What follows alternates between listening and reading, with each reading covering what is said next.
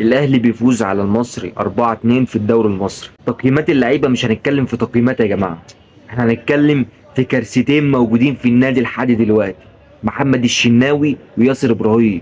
الكارثه اللي موجوده في النادي كوارث اقسم بالله، مش ما تلاقيش بحجم النادي الاهلي. انت عندك محمد الشناوي، المفروض انه حارس مصر الاول وحارس النادي الاهلي، النهارده بيأمن الكوره وهي داخله جول، بيأمن الكوره وهي داخله جول.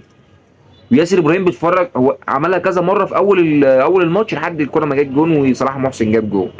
ده ما يليقش بنادي الاهلي. هتكلم عن حاجه والذكر هو عماد النحاس. عماد النحاس يا جماعه اثبت لك انه مدرب. خسران 1-0 قدر انه يرجع لك 4-1. اي نعم المصري جاب جون في الاخر برضه غلطه، من مش عايزين نتكلم بقى عشان احنا اتخانقنا منهم، بس رجع. امام بيسجل، وسام بيسجل هدف عالمي. امام يا جماعه وطاهر ما شاء الله عليهم الاثنين متالقين.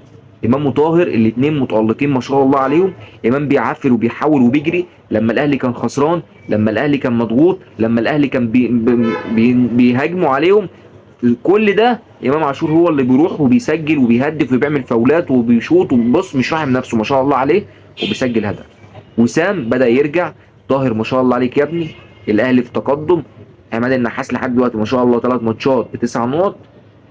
انا نفسي كان تجيبوا له بس 2 مدافعين كويسين سوبر واتفرجوا عليه. اركي رامي ربيعه شويه بقى عشان اتصاب، ونزل مكانه العش احسن منه.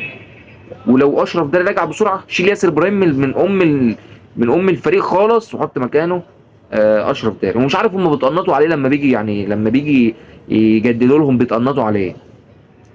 3 نقاط مهمين جدا في الصداره مؤقتا.